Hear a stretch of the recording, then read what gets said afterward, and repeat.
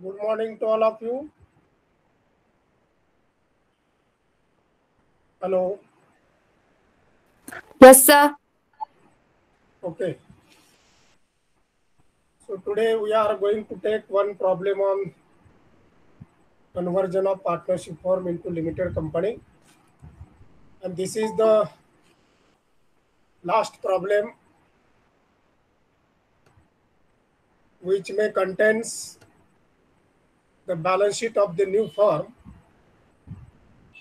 After the conversion in the books of new company, the balance sheet is to be prepared. What are the things which are to be important in the balance sheet that we discussed today, and we have the problem on the same balance sheet. So take the problem.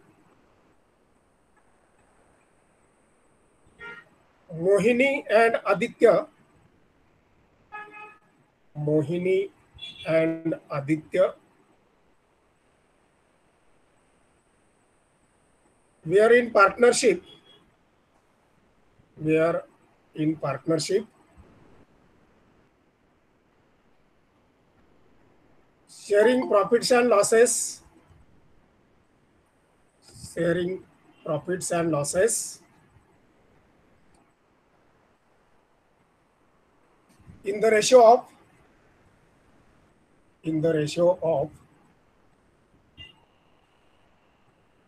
3:2. 3:2. Full stop. The following balance sheet. The following balance sheet of the firm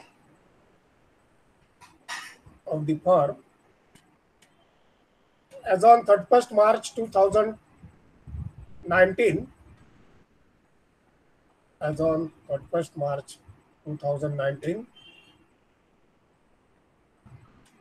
The balance sheet.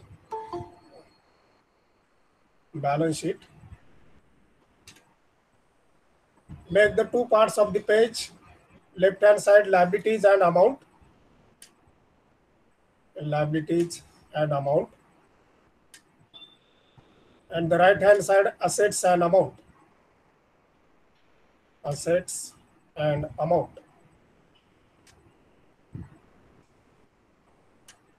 So liability side, partners capital accounts.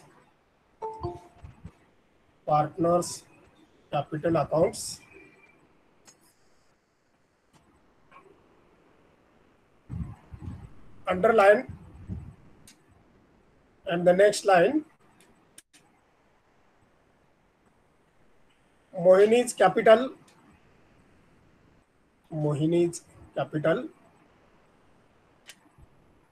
7,20,000. 7,20,000.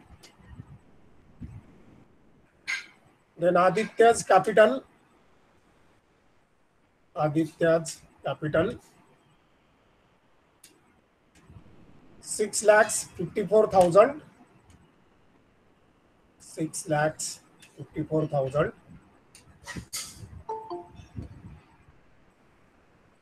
Then bills payable.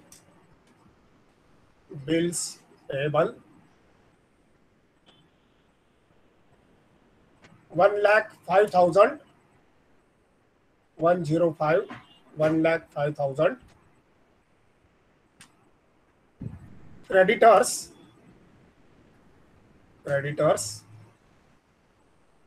75,000. 75,000. Loan from Aditya.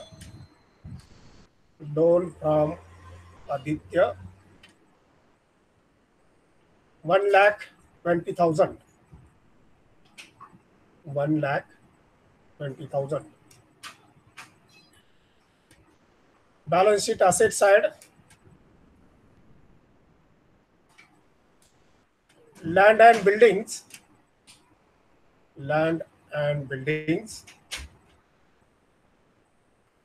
3 lakhs. Plant and machinery. Plant and machinery. 6,30,000. 6,30,000. Furniture. Furniture. 3 lakhs. 3 lakhs. Then stock. Stock. 1,95,000. 1,95,000. Then debtors.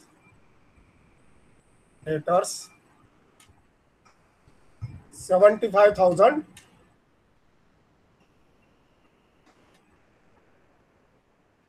Next, cash. Cash. 84,000. 84,000. And the goodwill. Goodwill.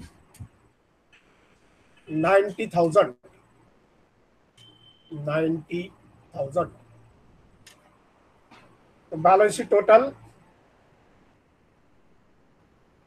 16,74,000. 16,74,000.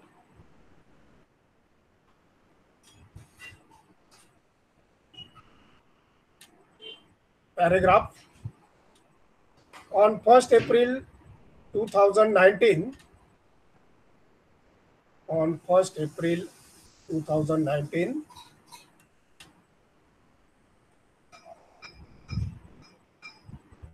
a new company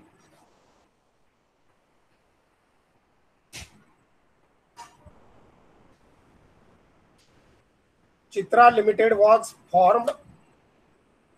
Chitra Limited was formed to take over the business of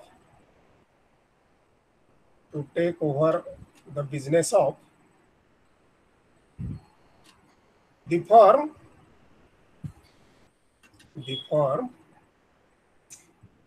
on the following conditions. On the following conditions. Next line, number 1. The company will take over. The company will take over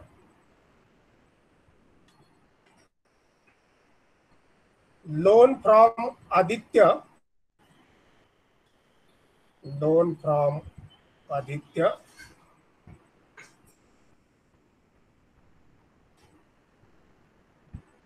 to the extent of rupees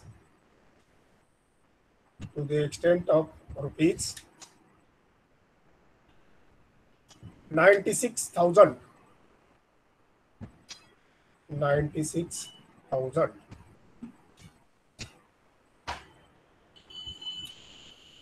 Number 2.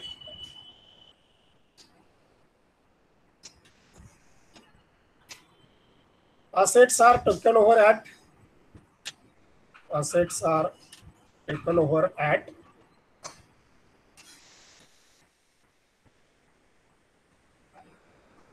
goodwill rupees 1,50,000. Goodwill rupees 1,50,000, comma. Land and building rupees 5,04,000. Land and building rupees 5,04,000. Next, comma. Plant and machinery. Plant and machinery rupees 7,80,000. Rupees 7,80,000, comma. Furniture at 10% depreciated value. furniture at 10% depreciated value,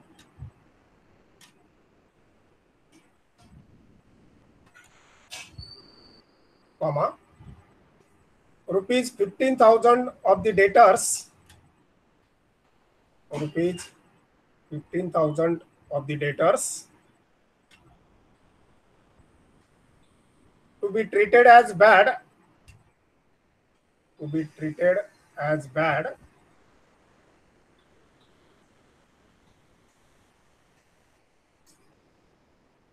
and on the balance,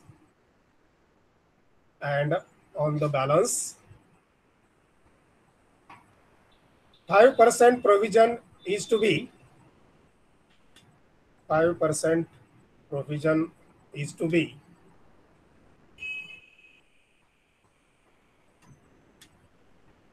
created as doubtful, created as doubtful, comma, cash balance to be taken over, cash balance to be taken over in full, in full after settlement of balance, after settlement of balance of Aditya's loan, of Aditya's loan.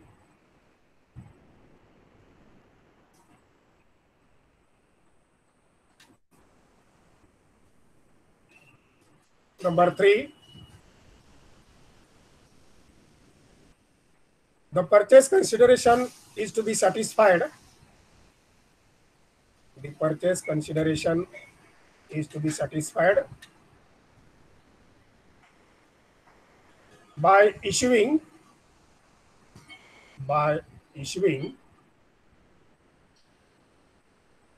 60,000 equity shares, 60,000 equity shares of rupees 100 each at par, of rupees 100 each at par,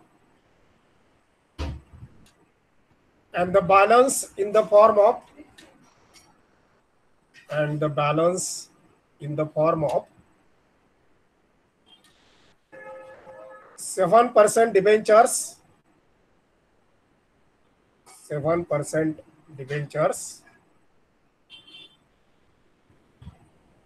of rupees 100 each at par, of rupees 100 each at par.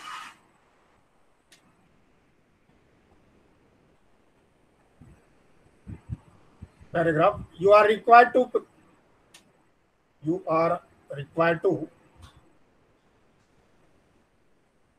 calculate PC, calculate PC and prepare the balance sheet, and prepare the balance sheet after the conversion, after the conversion in the books of Chitra Limited,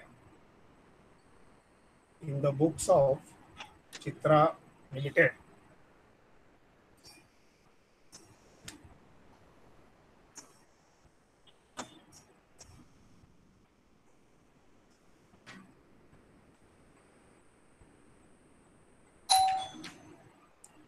So only the PC is asked and the balance sheet of the new company is asked. So as per the second adjustment, the PC is to be calculated as per the net asset method. So give the heading calculation of PC, calculation of PC into bracket net asset method, net asset method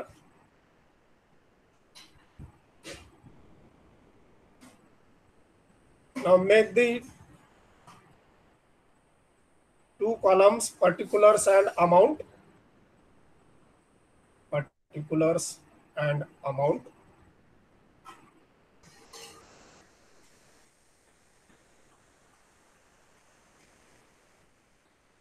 In the particulars, assets taken over. Assets taken over. So that as per the second adjustment, whatever may be the assets are given that are to be recorded as per the information given. So second adjustment is assets are taken over at. So asset taken over underline. Into that write the first asset goodwill. Goodwill. Amount column 1,50,000. 1,50,000. Next asset is land and building. Land and building. 5,04,000. 5,04,000. Next, plant and machinery. Plant and machinery. 7,80,000. 7,80,000. Then furniture. Furniture. Into bracket. In the balance sheet, the furniture value is given 3 lakhs. So into bracket write 3 lakhs less, into bracket मध्येच less 10% depreciation. 10% depreciation. So on the 3 lakhs, 10% is 30,000. Into bracket 3 lakhs minus 30,000. Bracket complete. And the amount value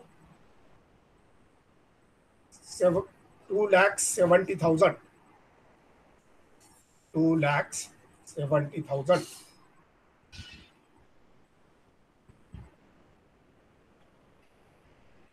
Now the next asset is debtors.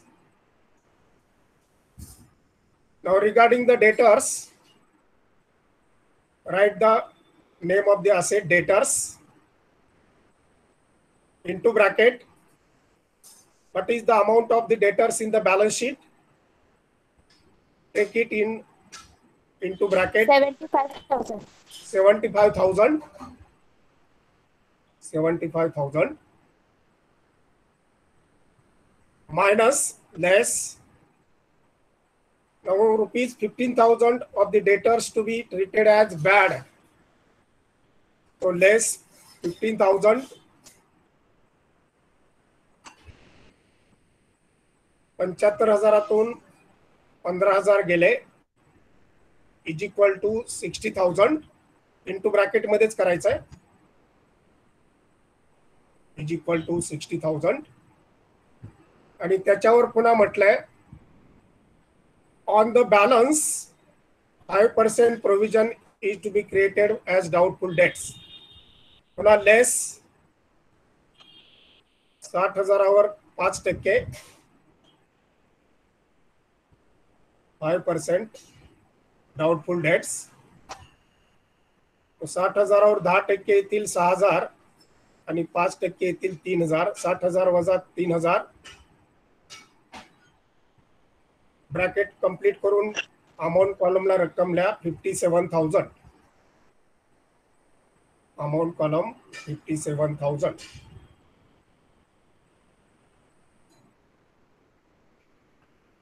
पुढे cash balance to be taken over in full after settlement of balance of Aditya's loan. आता cash, next asset is cash. asset taken over मध्ये cash into bracket cash balance is given in the balance sheet 84,000 into bracket 84,000 minus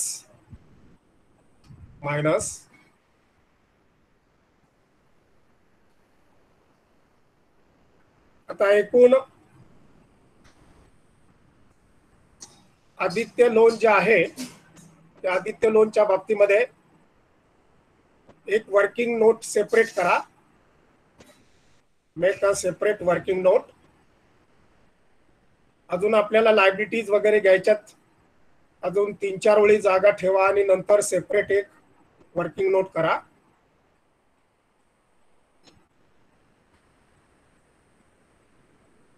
loan from Aditya, loan from Aditya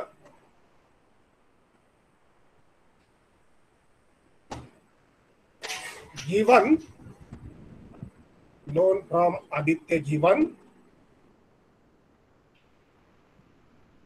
समोर रक्कमल्या balance sheet मध्ये किती रक्कम दिलेली आहे आदित्य लोनची? 1,20,000. 1,20,000.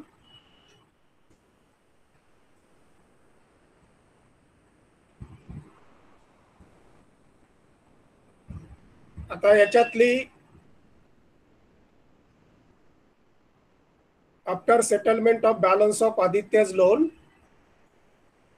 आता पहिल्या ऍडजस्टमेंट मध्ये the company will take over the loan from Aditya to the extent of ₹96 सांगितले, तिथं 69 करा. चेंज झाली फिगर थोडी. पहिल्या ऍडजस्टमेंट मध्ये 96 च्या ऐवजी 69 करा. 69. हे 1,20,000 मधून लेस वर्किंग नोट मध्ये taken over by the company, taken over by the company 69,000. 69,000. 1,20,000 मधून 69 वजा करा.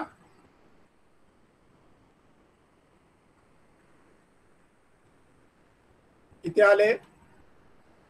51,000. 51,000. तर ही 51,000 रक्कम अनसेटल्ड आहे. खाली लिहा तिथं 51,000च्या तिथे.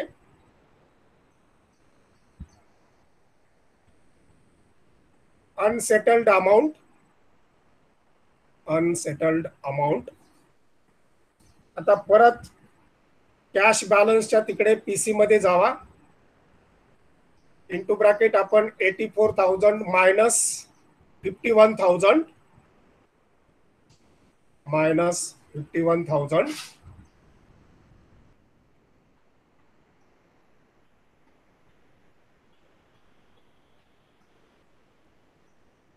ब्रॅकेट कंप्लीट करून amount column 33,000. 33,000. So these are the assets which are to be taken over by the company as per the adjustment given. Now make the total for all the assets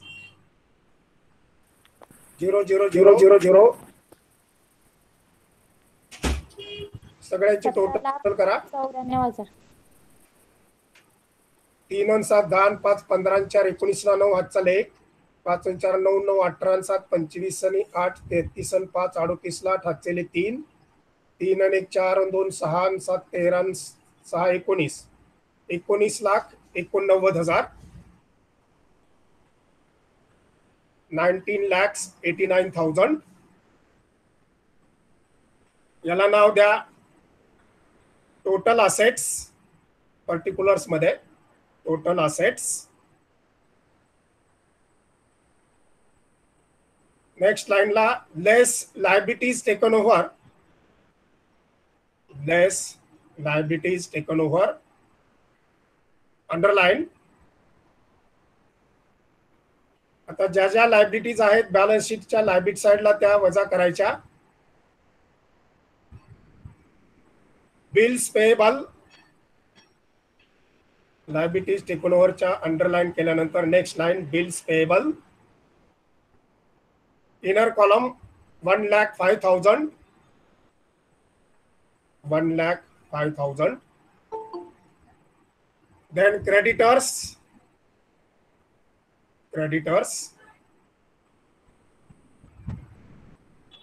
are given in the balance sheet 75,000.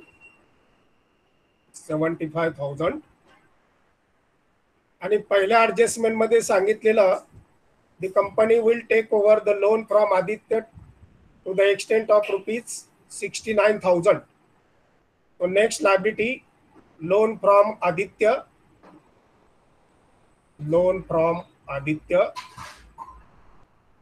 इनरच्या inner कॉलमला तिथेच 69,000. So total of these three liabilities, outer column 96, 19 आणि 1, 7, 7, 14, 1, 2,49,000, 2,49,000. आता total assets मधून liabilities वजा करा. 19,89,000 minus 2,49,000. 2,49,000. 17,40,000. 17,40,000. This is the PC. Total करा आणि त्याला नाव द्या परचेस कन्सिडरेशन.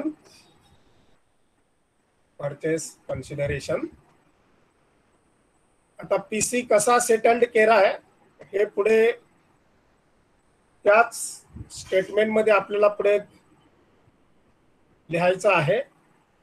नेक्स्ट लाईनला घ्या. पीसी सॅटिस्फाईड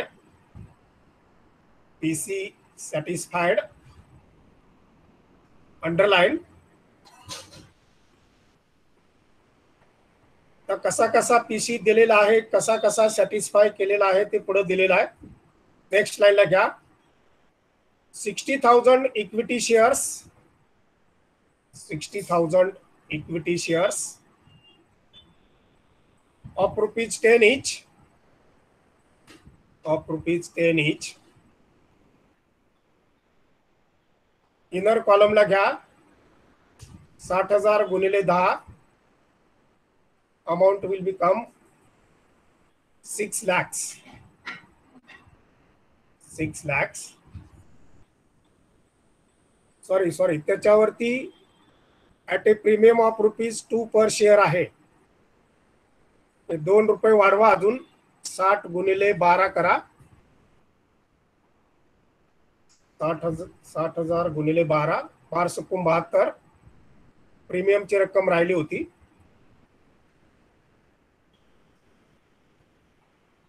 $7,20,000 घ्या 6 लाखाच्या ऐवजी.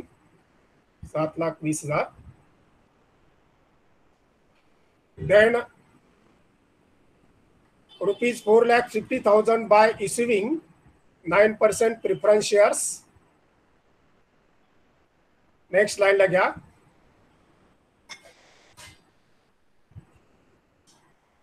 $4,500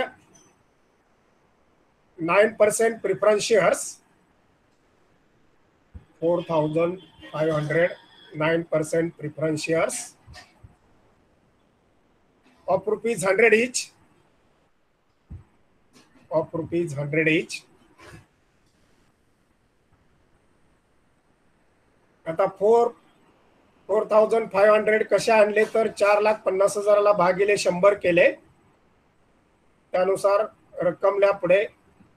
जिथे 7,20,000 लिहिली तिथं 4,50,000. 4,50,000. अँड द बॅलन्स म्हणजे राहिलेली रक्कम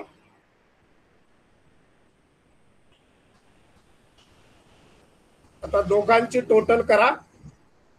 7,20,000 आणि 4,50,000 इनरलाच 7,20,000 आणि 4,50,000.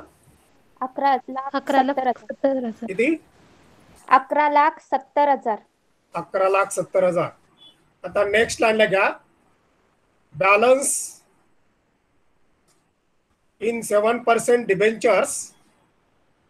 Balance in 7% debentures of rupees 100 each. Of rupees 100 each. आता एकूण पीसी आपला 17,40,000 आहे. त्याच्यातून इक्विटी शेअर्स आणि प्रिफरन्स शेअरचे वजा करून राहिलेले किती येत आहेत ते बघा, तेवढे डिबेंचरला लिहा.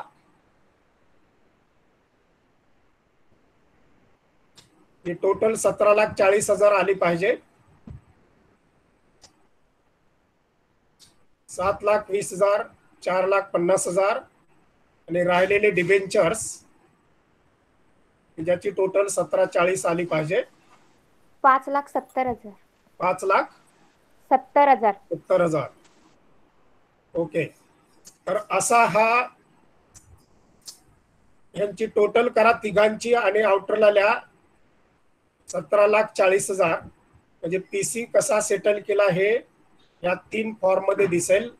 Equity shares, preference shares and the debentures. आता पुढे आपल्याला जे विचारलंय तेवढंच करायचंय. नेक्स्ट लाईनला म्हणा, in the books of Chitra limited.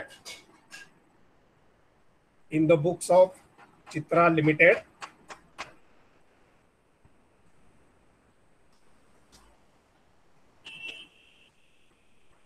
balance sheet, vertical balance sheet,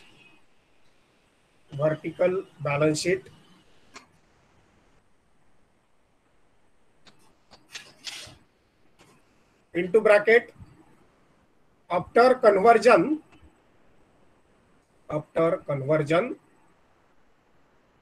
bracket complete as on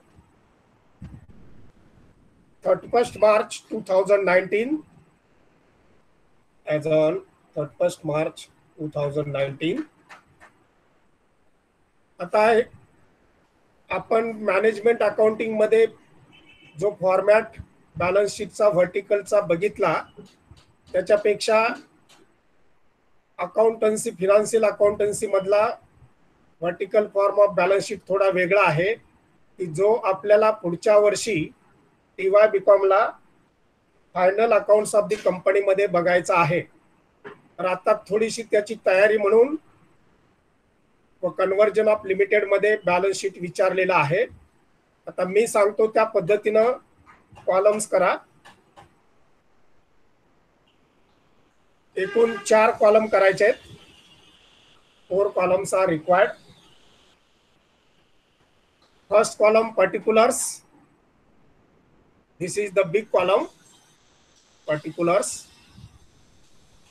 Then second column, account note number, NOT, account note number. तीसरा column, inner amount.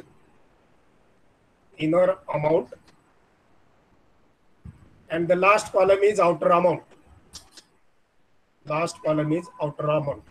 आपण मॅनेजमेंट अकाउंटिंग मध्ये note of accounts घेत नव्हतो, इथं financial accounting मध्ये घ्यायची असते. आपण मागे जे vertical form of balance sheet management मध्ये बघितले ते पर्टिक्युलर्स, इनर अमाउंट आणि आउटर अमाउंट असायचे. त्याच्यामध्ये एक ऍडिशनल फॉर्म कॉलम जो आहे तो note of accounts.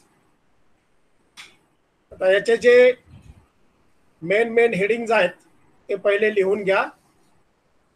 Next line Roman 1 particulars मध्ये रोमन 1. तर बॅलन्स आपण जे मॅनेजमेंट अकाउंटिंग मध्ये लिहायचो त्याला आपण इक्विटी अँड लायबिलिटीज बनायचो आणि into bracket sources of funds म्हणायचो. आता इथं सोर्सेस ऑफ फंड्स न म्हणता फक्त Roman 1 equity and liabilities equity and liabilities. Underline. Next लाईनला नंबर 1, त्याच्यामध्ये number 1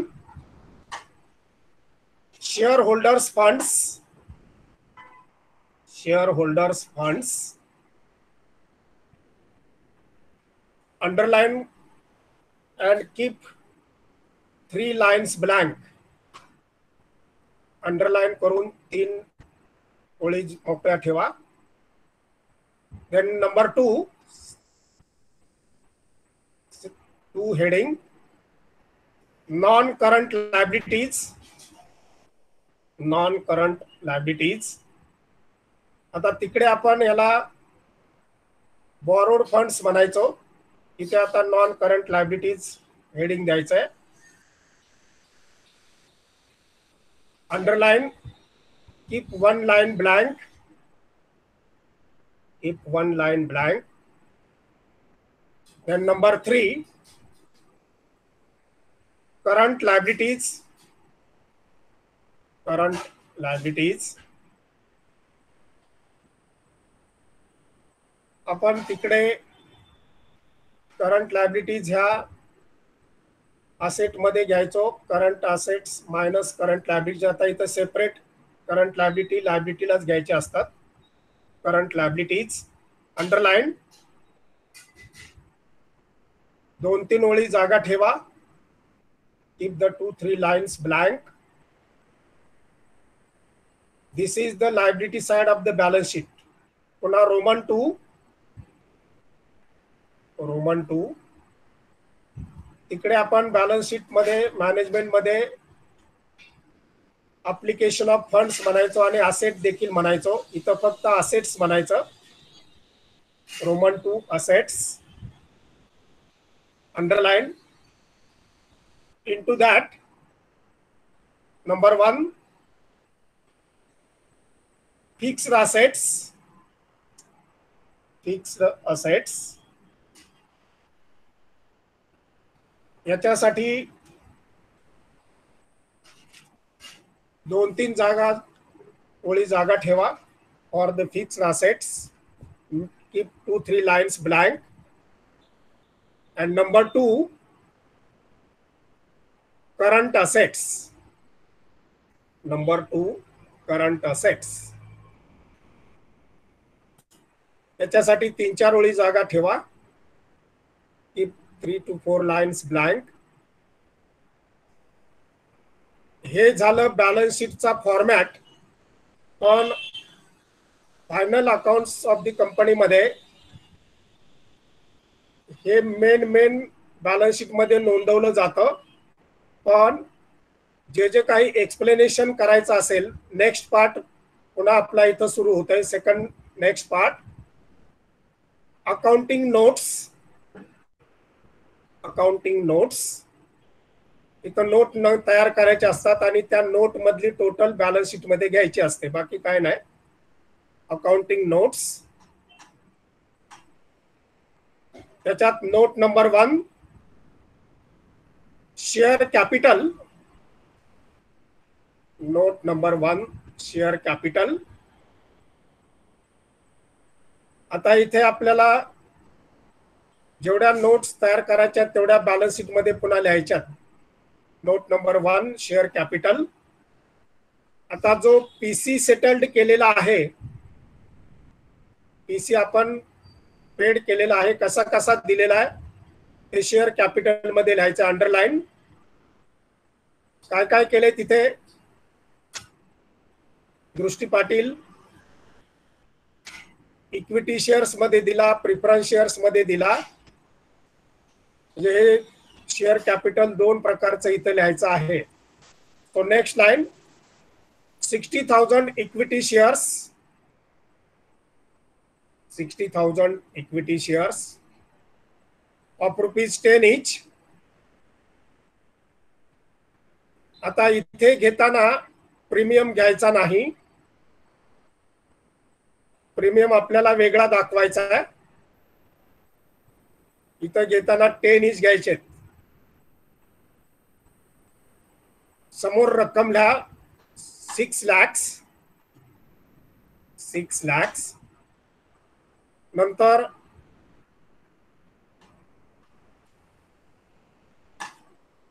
4,500 9% preference shares of rupees 100 each. 9% preference shares of rupees 100 each.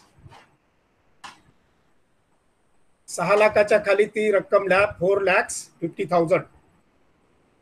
4,50,000. आता या दोघांची टोटल म्हणजे एकूण share capital.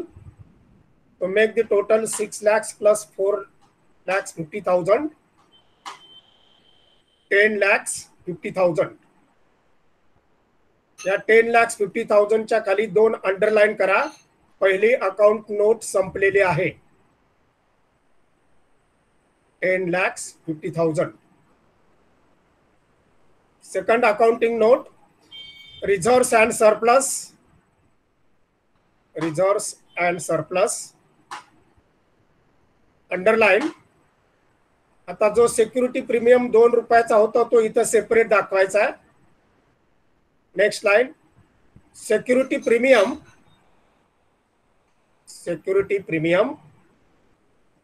Into bracket ₹2 on 60,000 equity shares. ₹2 on 60,000 equity shares.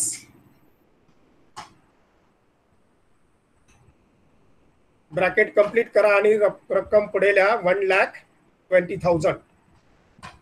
म्हणजे तिकडे जे आपण 7,20,000 दाखवले ते इथं सिक्युरिटी प्रीमियम शेअर प्रीमियम वेगळा दाखवायचा 1,20,000.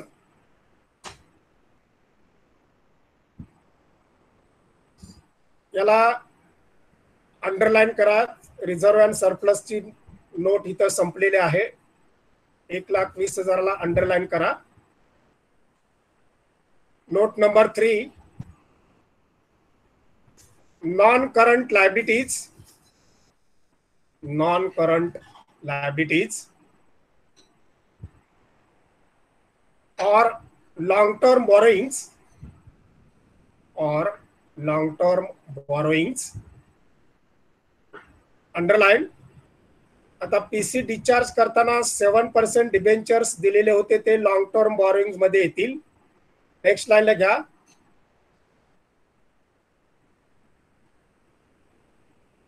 $7 debentures of ₹100 each. 7% debentures of ₹100 each. किती रक्कम घेतली आपण तिकडे 5,70,000 पीसी मध्ये. तीच रक्कम इकडे लिहायची 5,70,000. आणि लोन फ्रॉम आदित्य डिबेंचर्स नंतर लोन फ्रॉम आदित्य 5,70,000च्या खाली लिहायचे 69,000. 69,000. या दोघांची टोटल करा 6,39,000. 6,39,000. तिसरा पिरियड कोणाचा आहे का तुमचा? No sir. हा नाही. नो. ओके, मग मी कंटिन्यू करतो. एवढा संपू आपण. या दोघांची टोटल आली 6,39,000. याला 2 अंडरलाईन करा. नोटची टोटल संपली. त्याच्या पुढे त्या नोटचा काही संदर्भ येत नाही. Next note number 4 trade payables. Trade payables. आता vertical form of balance sheet company अकाउंटच्या मध्ये ना तिसरी जी नोट असते ती आता लॉंग टर्म घेतली आपण. नंतरची असते ट्रेड पेएबल्स. म्हणजे बॅलन्स शीटच्या लायबिलिटी साइडला बँक ओव्हरड्राफ्ट आणि बिल्स पेएबल जे दिलेले आहेत क्रेडिटर्स वगैरे ते इथं येतात. Trade payables underline. Into that bills payable balance शीटच्या लायबिलिटी साइडला दिलेल्या आहेत आणि लायबिलिटी मध्ये पण आपण घेतलेले आहेत बिल्स पेएबल 1,05,000 समोर लिहायचे. Next creditors 75,000 creditors 75,000. हे दोनच लायबिलिटी ट्रेड पेएबल्स मध्ये येतात. त्यांची टोटल करा 1,80,000. याला 2 अंडरलाईन मारा, रेषा टोटल झाली 1,80,000. तर ह्या लायबिलिटी साइडच्या अकाउंटिंग नोट संपल्या. आता पुढची जी number 5, note number 5, tangible fixed assets. Tangible fixed assets underline. त्याच्यामध्ये पीसी कॅल्क्युलेशन करताना ज्या असेट्स घेतल्या, ज्या आपल्याला टँजिबल दिसतात त्या अंडरलाईन करून next line. Land and building. Land and building PC मध्ये किती घेतली?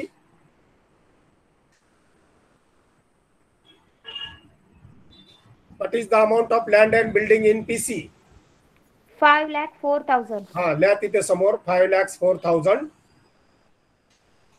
प्लांट अँड मशिनरी ही पण टँजिबल असेट असते, जे आपल्याला दिसते. Plant and machinery. What is the amount? PC मधले अमाऊंट बघा 7,80,000. 7,80,000. म्हणजे कुठलं घेतोय ते तुम्हाला कळावं म्हणून विचारतोय. Then furniture. फर्निचर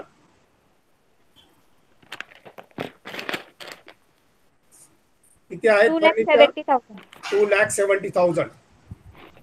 या 3 टँजिबल फिक्स्ड असेट आहेत. यांची टोटल करा 15,54,000. 15,54,000. पुढची आता working note number 6, intangible fixed asset. Intangible fixed asset की जी आपल्याला दिसत नाही अशी कुठली असेट आहे? अंडरलाईन करून त्याच्यामध्ये काय घ्यायचं? डेटर्स. गुडविल. गुडविल. ओके. हा, डेटर्स हे असेट मध्ये वेगळ्या असेट मध्ये येतात. टँजिबल आणि इनटँजिबल म्हणजे फिक्स्ड असेट असतात, त्याच्यात गुडविल येतो. गुडविल नंतर कॉपीराइट येतं, पेटेंट्स येतं, तुमचं सॉफ्टवेअर येतं, ट्रेडमार्क येतो. ह्याला इनटँजिबल असेट म्हणायचं. गुडविल घ्या 1,50,000. त्याला पण अंडरलाईन करून टाका. Next note number 7, inventories. Inventories. आता हे स्टॉक हा इन्व्हेंटरी या हेडिंग खाली दाखवला जातो. त्याच्यामध्ये लिहा स्टॉक. स्टॉक किती घेतलाय स्टॉक आपण? पीसी मध्ये स्टॉकची व्हॅल्यू किती आहे?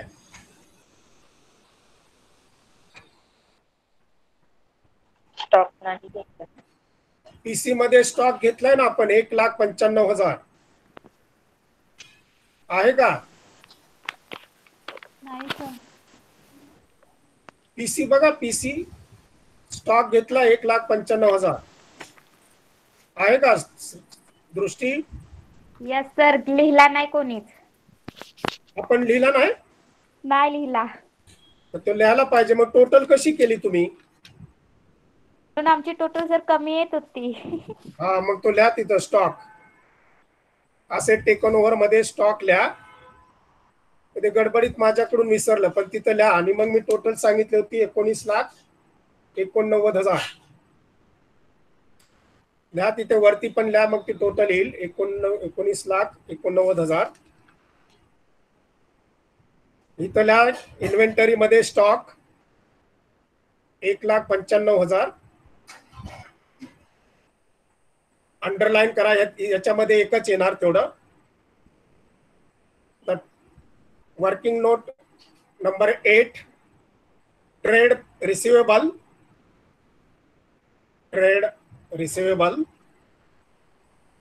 अंडरलाईन करून याच्यामध्ये डेटर्स आणि बिल्स रिसिवेबल येतात. आता इथं फक्त डेटर्सच आहेत, त्यामुळे ट्रेड रिसिवेबलच्या खाली अंडरलाईन करून डेटर्स किती अमाऊंट आहे डेटरची 57,000. त्याला लगेच अंडरलाईन करायची. जेवढं त्याच्यात समाविष्ट होते त्याची एकाची लगेच टोटल करायची, तिथं वर्किंग नोट संपते. आणि आता 9th नोट, 9वी working note cash and cash equivalent याच्यामध्ये अंडरलाईन करा. आता कॅश व्हॅल्यू किती आहे तेवढी त्याच्यामध्ये लिहा. कॅश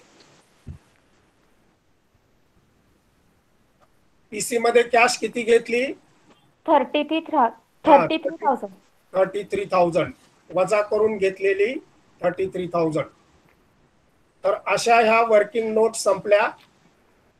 आता वर्किंग नोट झाल्या की बॅलन्स शीट मध्ये फक्त नोट नंबर 1, 2, 3, 4, 5, 6, 7, 8, 9 प्रमाणे फक्त जिथल्या तिथं नोंदी करायच्या आहेत.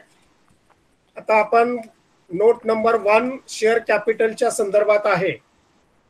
आता इक्विटी अँड लायबिलिटी मध्ये आपण शेअर होल्डर्स फंड्स म्हटलेलं आहे की नाही. तिथं खाली लिहा शेअर कॅपिटल, पर्टिक्युलर्स मध्ये शेअर कॅपिटल. आता नोट नंबरला एक आकडा द्यायचा. नोट नंबरचे जे क्रमांक दिले तिथं फक्त सिक्वेन्सने जायचं. 1 नंतर 2, 2 नंतर 3 आणि 3 नंतर 9 पर्यंत असं सिक्वेन्सने जायचं. Note number 1 inner amount total घ्या 10,50,000 शेअर कॅपिटल म्हणून 10,50,000. पुढची note reserves and surplus, particulars मध्ये लिहा परत शेअर कॅपिटल मध्येच reserves and surplus. Note number 2 note number कॉलमला 2 आकडा टाकायचा आणि इनर अमाऊंटला रक्कम लिहायची 1,20,000. 1,20,000.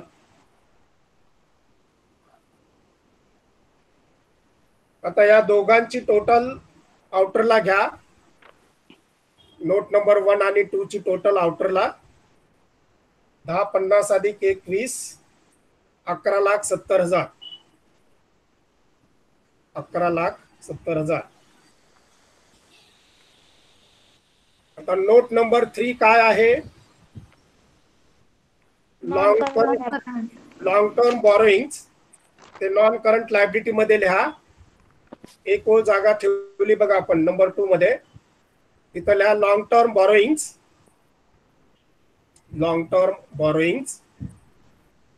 नोट नंबर कॉलमला 3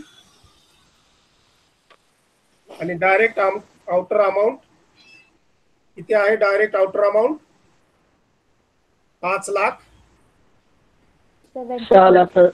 6,39,000 दोघांचा आहे 6,39,000.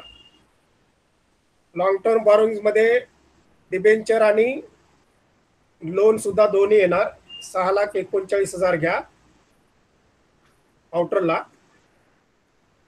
नंतर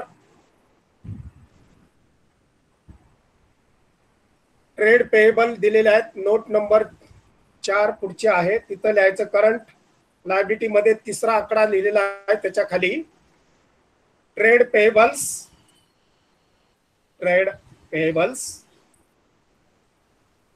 note number कॉलमला 4 and the amount of trade payables is 1,80,000. म्हणजे बिल्स पेएबल आणि क्रेडिटर्स दोघांची मिळून 1,80,000 आली ती रक्कम. नोट नंबर 4च्या पुढे आउटरला लिहायची 1,80,000. ह्या लायबिलिटी हा बोला.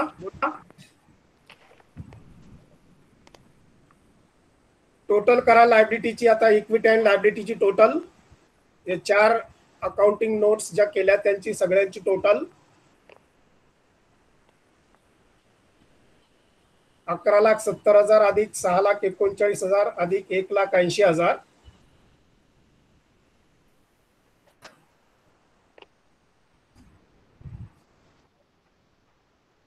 एकोणीस लाख 89,000. 0003 येतात. 9,9 येईल. 8 आणि 3 11 7 18 आजचा लेख 6 आणि 2 8 आणि 1 9 आणि 1,81. 19,89,000. 19,89,000. आता ही इक्विटी अँड लायबिलिटीची टोटल झाली. त्याच्या खाली 2 रेषा मारा आणि इकडे पर्टिक्युलर्स मध्ये लिहा टोटल. आता मॅनेजमेंट अकाउंटिंग मध्ये आपण टोटल कॅपिटल एम्प्लॉयड म्हणायचो. आता इथं फक्त टोटल म्हणायचं. 19,89,000. आता रोमन 2 असेट्स मध्ये पुढची वर्किंग नोट आपली आहे टँजिबल फिक्स्ड असेट्स. असेट मध्ये आपण म्हटलंय फिक्स्ड असेट, त्याच्यात नेक्स्ट लाईनला म्हणा tangible fixed assets. Tangible fixed assets note number कितवा आहे त्याचा? 5.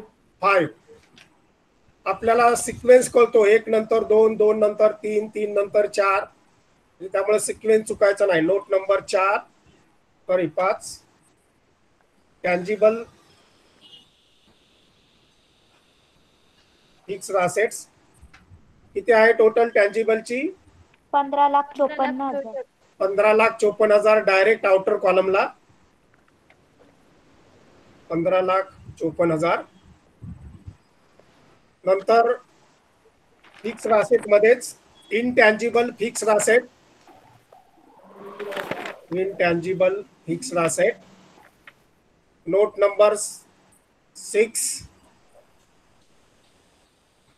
आणि अमाऊंट आहे 1,95,000. का 1,50 आहे? 1,50. 1,50,000. पुढे फिक्स्ड असेट संपले. आता करंट असेट मध्ये हे दुसरं जे हेडिंग आहे त्याच्यात बाकीचे सगळे घ्यायचे. इन्व्हेंटरीज करंट असेट या हेडिंग खाली लिहा इन्व्हेंटरीज. त्याची नोट नंबर 7. Outer कॉलमला total 1,95,000. 1,95,000. पुढची नोट आहे trade receivables. Trade receivables note number 8. Amount outer column 57,000. Amount outer column 57,000. जे जे सोडून जात आहेत त्यांना मला वाटतं अकाउंट शिकायचं नाही. आणि हे मी मुद्दाम विचारणार आहे परीक्षेमध्ये. हे नवीन कंपनीचं अकाउंट, त्याच्या नोट वगैरे हे एका प्रॉब्लेम मध्ये जरी केलं तरी तेच असणार आहे सगळीकडे. पुढचे घ्या cash and cash equivalent. Current asset मध्ये cash and cash equivalent note number 9. इकडच्याची टोटल फक्त तिकडे लिहितोय, बाकी काय करत नाही. ज्या अकाउंट नोट केल्या त्याच्याच नावाचा इकडे उल्लेख करतोय. पर्टिक्युलर्स मध्ये नोट नंबर लिहितोय आणि अमाऊंट कॉलमला लिहितोय. 33,000. 33,000. आता या सगळ्यांच्या आउटरची टोटल करा. ऑल असेट्स ज्या वरती आल्या तेवढीच टोटल येणार, म्हणजे आपला बॅलन्स शीट टॅली झाला.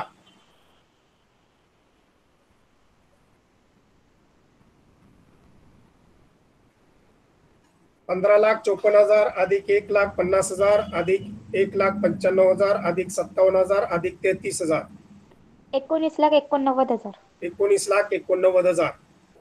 याला म्हणा टोटल आणि 2 रेषा मारा, म्हणजे वरची टोटल आणि हे टोटल. मॅनेजमेंट अकाउंटिंग मध्ये वरती आपण म्हणायचो टोटल कॅपिटल एम्प्लॉयड आणि खालची टोटल जे येत होती त्याला नेट वर्थ म्हणायचो. आता दोन्हीला टोटल टोटल म्हणायचं आणि तोंड गप्प ठेवायचं, म्हणजे दोन्ही रकमा बरोबर आल्या. Balance sheet is to be tally. आता इथं महत्वाचं काय आहे, अकाउंटिंग नोट जेव्हा तुम्ही व्यवस्थित कराल, आताच्या ज्या 1 ते 9 अकाउंटिंग नोट आपण तयार केल्या त्याच्यामध्ये काय काय लिहायचं तेवढं लक्षात ठेवायचं आणि मग इकडचं तिकडे फक्त कॉपी पेस्ट करायचं आहे. बॅलन्स शीट मध्ये फक्त त्याचे हेडिंग तिकडे लिहायचे आणि इकडच्या रकमा तिकडे नेऊन ठेवायच्या आणि नोट नंबर लिहित राहायचं. लायबिलिटी साइड आणि असेट साइड दोन्हीची जेव्हा टोटल इक्वल येते तेव्हा समजायचं our problem is correct and you are getting 100 marks out of 100. जेवढी मार्क्स असतील तेवढ्यापैकी मार्क्स तुम्हाला मिळतील. So this is the in the books of new company. फक्त बॅलन्स शीट विचारले आणि बॅलन्स शीट तयार करताना vertical form of balance sheet in management accounting is different, थोडा वेगळा आहे आणि फिनान्शियल किंवा कंपनी अकाउंट मध्ये थोडा वेगळा आहे. आपल्याला इथे अकाउंटिंग नोट्स तयार करावे लागतात. अकाउंटिंग नोट म्हणजे सगळं डिटेल इकडेच करायचं आणि बॅलन्स शीट मध्ये फक्त त्यांची त्या हेडची टोटल घ्यायची. इकडे जास्त काय लिहित बसायचं नाही. जे काय करायचंय ते अकाउंटिंग नोट मध्ये करायचं. आणि accounting notes means the details of all the assets and liabilities which are to be taken in to balance sheet. तर असं हे नमुना आहे.